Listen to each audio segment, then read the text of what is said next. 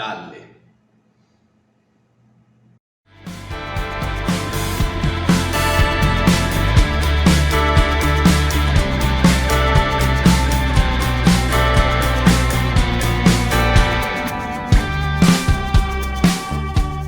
Bom dia, materatura! Semana passada eu tive uma ideia. Pela primeira vez na minha história, eu decidi organizar uma lista de leituras para me fazer esse ano. O que acontece?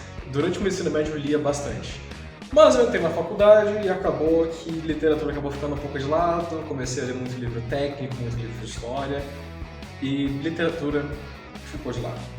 Porém, eu comecei a retomar esse hábito, comecei a ler mais coisas. E desta vez eu decidi organizar uma lista de leituras e ter ela como meta para mim criar hábito de volta, ler coisas que eu gosto e para concluir essa meta e ser feliz quando eu concluir ela. No caso, são poucos livros, são 8 livros que eu separei. São pouca coisa, é mesmo para mim retomar a rotina e ler coisas interessantes. Então, pela primeira vez eu organizei isso tudo bem bonitinho e eu vou compartilhar com vocês aqui nesse vídeo. E o primeiro livro dessa lista é Fahrenheit 451, publicado em 1953, do Ray Bradbury. E quem é Ray Bradbury? Ray Bradbury é um escritor norte-americano, ele nasceu em 1920 e ele é um ficcionista muito renomado. Inclusive, o Fahrenheit 451 ele teve várias adaptações para o cinema. Se eu não me engano, a última foi com Michael B. Jordan como protagonista. E falando um pouquinho do Ray Bradbury, um caso que é bem interessante, que eu gosto muito, e quando eu descobri isso eu fiquei maravilhado, na verdade. O Ray Bradbury, quando era criança, ele foi num circo e ele conheceu uma pessoa chamada Mr. Electrical, que era um mágico, até onde eu entendi, que fazia coisas meio com eletricidade também. E o Ray Bradbury ficou encantadíssimo, assim, com ele, encantadíssimo, porque numa das apresentações o Mr. Electrical tocou no nariz do Ray Bradbury e disse assim pra ele: "Live forever", viva pra sempre. Ele ficou encantado com isso. No dia seguinte ele voltou no circo, pediu dicas de magia, conheceu toda a trupe do circo e o Mr. Electrical disse pra ele que o Ray Bradbury era a encarnação do melhor amigo dele. E aquilo mudou a vida do Ray Bradbury. Ele começou a escrever todos os dias até o ano da sua morte, que foi em 2012, se eu não me engano. Isso, foi em 2012 que ele acabou falecendo. Então, assim, ele tem uma vasta obra, ele tem muita coisa escrita. E o Fahrenheit 451 é um que eu já ouvi falar muito bem e é qual eu escolhi para começar a lista. Inclusive, meu melhor amigo já leu e ele gosta muito dessa obra. Aí eu pensei, bom, por que não, né? E falando um pouco da sinopse, eu vou ler ela porque eu não ia decorar um texto tão grande. Guy Montag é um bombeiro, sua profissão é atear fogo nos livros. Em um mundo onde as pessoas vivem em função das telas e a literatura está ameaçada de extinção, os livros são objetos proibidos e seus portadores são considerados criminosos. Montag nunca questionou seu trabalho, vive uma vida comum, cumpre o expediente e retorna ao final do dia para sua esposa e para a rotina do lar, até que conhece Clarice, uma jovem de comportamento suspeito, cheia de imaginação e boas histórias. Quando sua esposa entra em colapso mental e Clarice desaparece, a vida de Montag não poderá mais ser a mesma. O Fahrenheit 451, ele é uma crítica, o livro é uma crítica ao macartismo, que foi, digamos assim, foi cunhado, né? Foi criado pelo Joseph McCarthy durante 1950 e 1957, durante uma censura muito forte que aconteceu nos Estados Unidos, e quando eles estavam na caça aos comunistas. Então tudo que era considerado traição, tudo que era considerado espionagem, era queimado ou destruído, e os livros estavam nessa brincadeira. E o Ray Bradbury, ele disse que quando ele escreveu, ele não se ligou muito nesse fato. Ele focou mais no fato de que as pessoas estão cada vez mais ligadas nas telas, cada vez mais vendo televisão e lendo menos. Então ele entrou nesse conflito e foi daí que ele tirou a ideia para a história. É um livro massa, é um livro interessante, tem uma premissa muito boa. E é por isso que eu vou ler. Inclusive o Fahrenheit 451, ele tem esse título porque essa é a temperatura em Fahrenheit que o papel é queimado. O segundo livro da lista, ainda do Ray Bradbury, é o Zen na Arte da Escrita, que foi publicado em 1990. E segundo o que está escrito ali na página da Amazon, curiosidade, entusiasmo e alegria. Segundo Ray Bradbury, isso define como um escritor deve se posicionar diante de uma página em branco. O Zen na Arte da Escrita, ele vai falar sobre a escrita criativa, sobre o processo da escrita, e eu gosto muito de ler livros desse estilo, onde um escritor fala sobre o ofício de escrever. Tanto que eu acredito que esse livro vai acabar sendo na vibe sobre a escrita de Stephen King e sobre o que falo quando falo de corrida, do Haruki Murakami, que são 2 livros que eu adorei ler, são escritores falando sobre a arte de escrever. Então, já vou passar a sinopse para vocês. O Zen na Arte da Escrita, do Ray Bradbury, autor dos clássicos Fahrenheit 451, e as Crônicas Marcianas, divide com o leitor o conhecimento de quem escreveu mais de 30 livros, responsável por romances, contos, roteiros de cinema e peças de teatro. Bradbury não parou de escrever nenhum dia antes de sua morte, em 2012. Esta obra, além de ser um manual da criação literária, é um caminho para que o leitor siga a trilha de um mestre e conheça a fundo como grandes obras da literatura foram desenvolvidas. Nela estão reunidos ensaios de um mestre da invenção, criador de mundos distópicos e do melhor da fantasia, sobre a arte de escrever como descoberta de si mesmo. Bom, como eu tinha comentado, eu adoro ler esse tipo de livro. E por que eu gosto disso? Eu sou escritor, eu também escrevo, e é legal quando você consegue relacionar as coisas que você faz na sua vida com pessoas que você admira. Segue! Enfim, é legal quando você lê esse tipo de coisa, porque você meio que percebe que está no caminho certo. Além de, claro, você estuda muito e aprende muita coisa. Então eu estou bem empolgado para ter essa aula com o Ray Bradbury. E eu pretendo revezar também um livro de literatura e um livro técnico, por exemplo, sobre escrita. Para mim, é ótimo. Terceiro livro da lista, Coração de Aço, publicado em 2013, de Brandon Sanderson. Quem é Brandon Sanderson? E como eu conheci esse livro? O Brandon Sanderson, ele é um escritor, como vocês já podem imaginar. Ele escreveu várias obras, inclusive a saga de Mistborn, por exemplo, que ficou bem famosa. Ele escreveu várias obras, ele desenvolveu um próprio sistema de magia, e até um sistema de magia para ajudar outros autores a desenvolverem seus próprios sistemas de magia para os seus livros. Ele tem um podcast, ele é muito ativo nas mídias sociais e ele leciona aulas de escrita criativa na Universidade de Brigham. E, bom, esse é o Brandon Sanderson, ele é uma máquina de escrever, acho que uma máquina tão potente quanto o próprio Stephen King. E os livros eles se passam no mesmo universo, e por universo entenda um universo com planetas diferentes mesmo. Toda a parte da criação dele se passa nesse universo. Isso é fantástico, eu acho isso muito legal.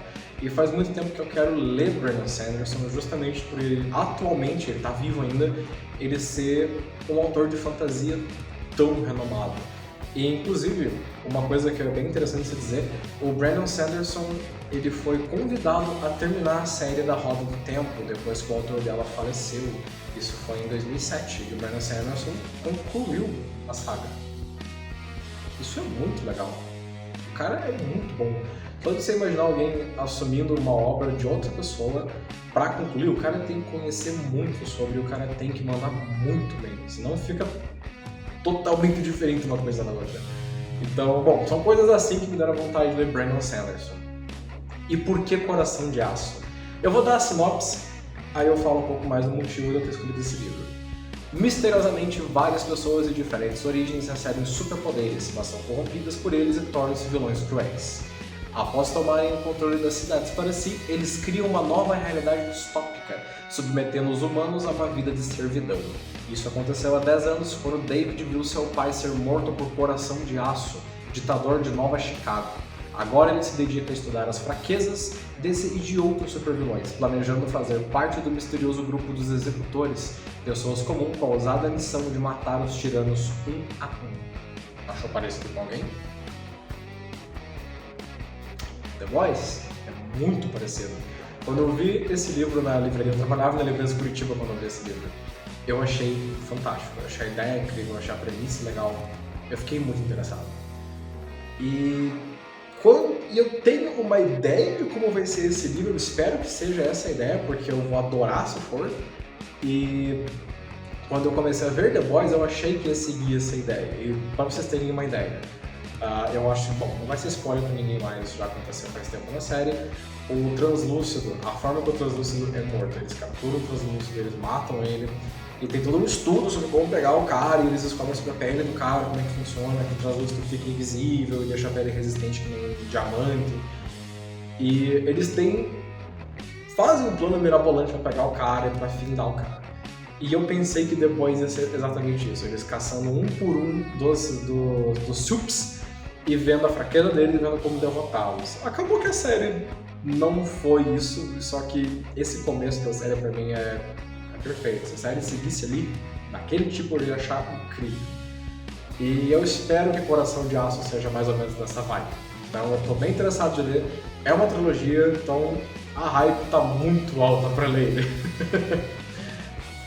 Próximo livro da lista, Escrever Ficção, de Assis Brasil, foi publicado em 2019. Ele também é um livro técnico, ele é um livro de escrita criativa, e o Assis Brasil fala nesse livro, bom, ele fala sobre escrita criativa, sobre ferramentas para se usar durante a sua narrativa, como construir a sua narrativa, construir personagem, construir tensão.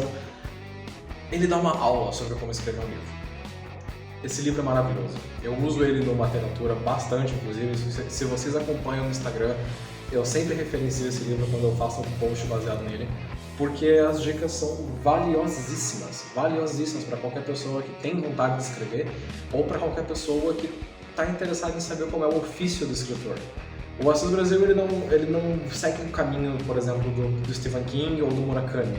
Ele não está fazendo uma biografia sobre ele enquanto ele fala sobre o processo da escrita. Ele está estritamente falando sobre como escrever. Ele está falando em como seguir um ofício. E as dicas dele melhoraram.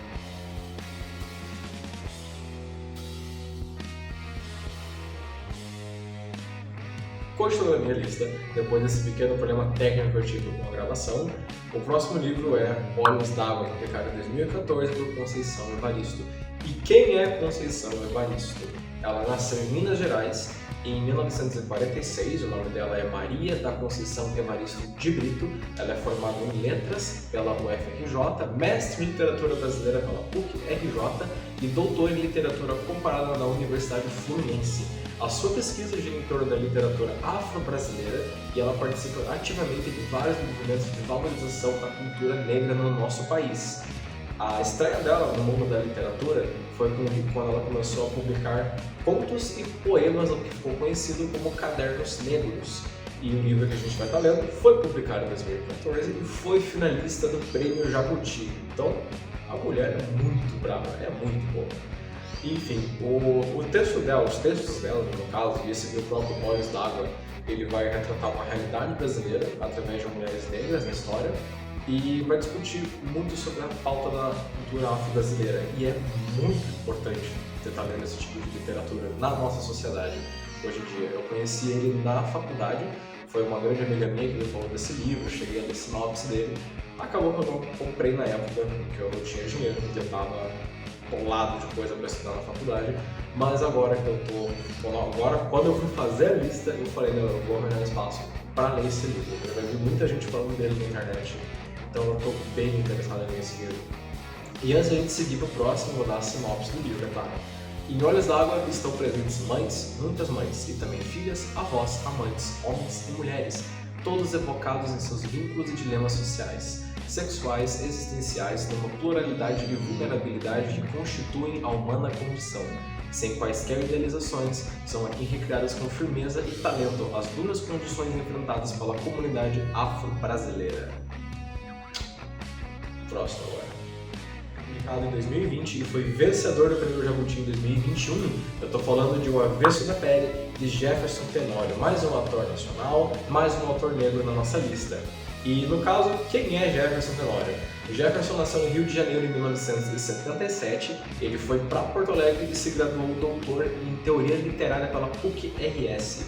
A sua estreia na literatura foi com Romance Beijo na Parede e ele ganhou o prêmio de livro do ano pela Associação Gaúcha de Escritores. O Avesso da Pele foi a sua estreia na editora Companhia das Letras. E O Avesso da Pele, ele me foi recomendado por um amigo meu, Rafael, Quando eu mostrei a lista para ele de livros que eu estava montando para ler, ele viu que tinha Olhos d'Água e ele falou: olha, eu tenho um livro que eu acho que você vai gostar, eu acho que tá na vibe e acho que vai curtir. Me passou a avesso da pele, eu fui pesquisar um pouco sobre o livro, um pouco sobre o próprio Jefferson e, de novo, eu estou muito interessado em ler esse livro. Ele vai tratar de aspectos da nossa sociedade que às vezes passam despercebidos e que eu acho que são extremamente importantes, é uma discussão muito importante que está muito presente na nossa sociedade. Então eu acredito que através da literatura a gente consegue ter uma percepção maior dessas coisas que acontecem em volta da gente. E o Avesso da Pele vai tratar desses assuntos, então eu acho que é um livro muito importante para ler. E pela sinopse eu fiquei muito interessado também na narrativa, porque além de terem elogiado bastante a história, elogiaram muito a narrativa do Jefferson. Então, essas duas coisas somadas fizeram eu colocar ele na minha lista. Vou passar a sinopse para vocês. O que está em jogo é a vida de um homem abalado pelas inevitáveis fraturas existenciais da sua condição de negro em um país racista. Um processo de dor, de acerto de contas, mas também de redenção, superação e liberdade. Com habilidade incomum para conceber e estruturar personagens e de lidar com a complexidade de pequenas tragédias das relações familiares, Jefferson Tenório se consolida como uma das vozes mais potentes e estilisticamente corajosas da literatura brasileira contemporânea. Vale dizer que a Conceição Evaristo e o Jefferson Tenório são autores contemporâneos, eles ainda estão vivos, eles ainda estão produzindo.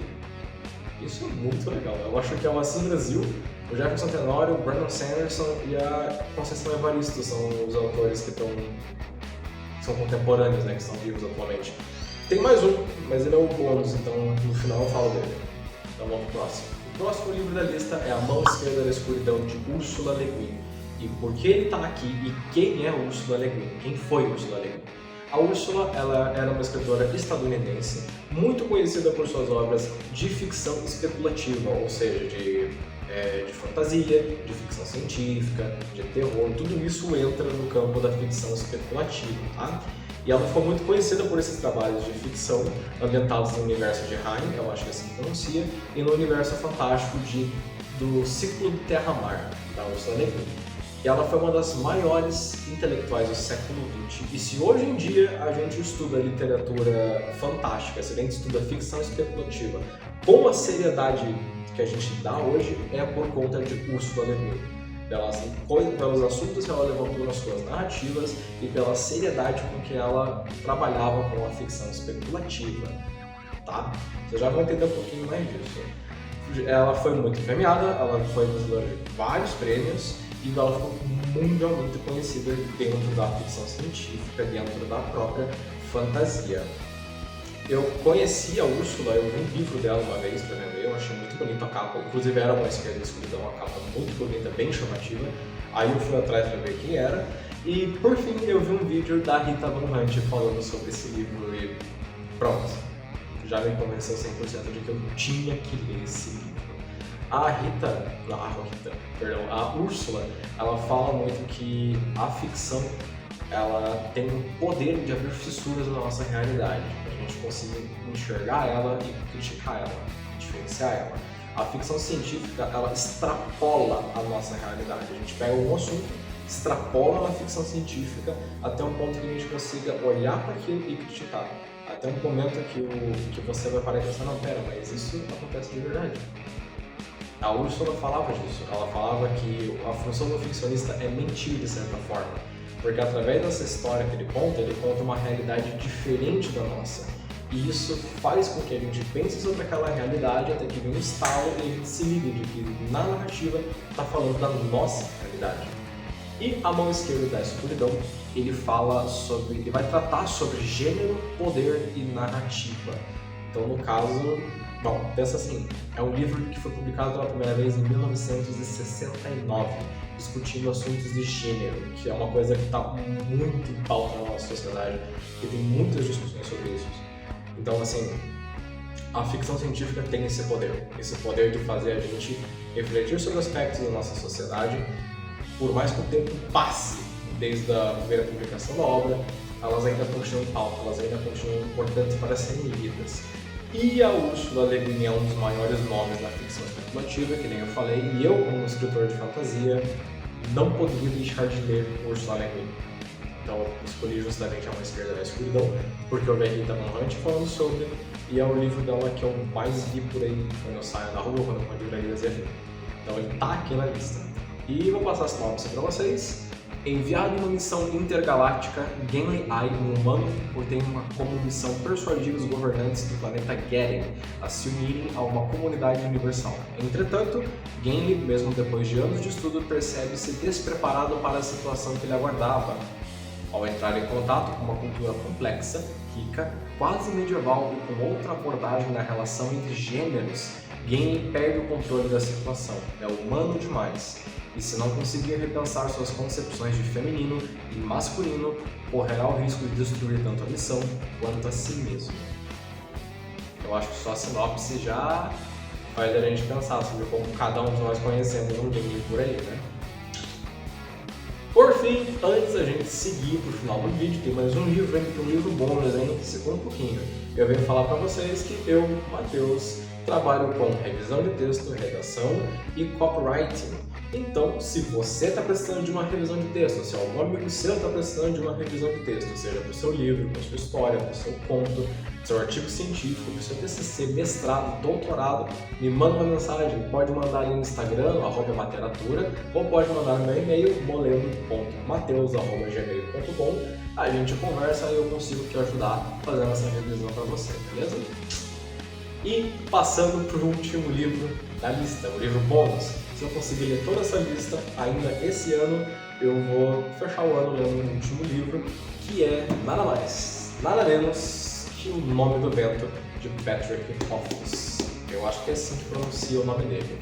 Ele foi publicado em 2007, ele é uma fantasia, tem um world building sensacional. Quem acompanha desde o Instagram sabe que eu sou apaixonado por world building. E, bom, a narrativa do Patrick, o world building dele, o sistema de magia que ele usa aqui é muito interessante. O conceito de magia dele vem através de simpatia, que é algo bem popular, por assim dizer. E vem também de saber nomear as coisas. É bem interessante, eu não vou saber explicar direito, porque faz um tempo que eu li essas coisas. E no livro faz sentido quando você vai ler. Eu já li um pedaço dele aqui, ó. Já li um pedaço dele, e só isso aqui é muito interessante. O Nome do Vento, ele é o primeiro livro de uma trilogia, é O Nome do Vento, O Temor do Sábio, e o último não saiu ainda, se eu não me engano, pelo que eu pesquisei, o nome vai ser As Portas de Pedra. Acho que é isso.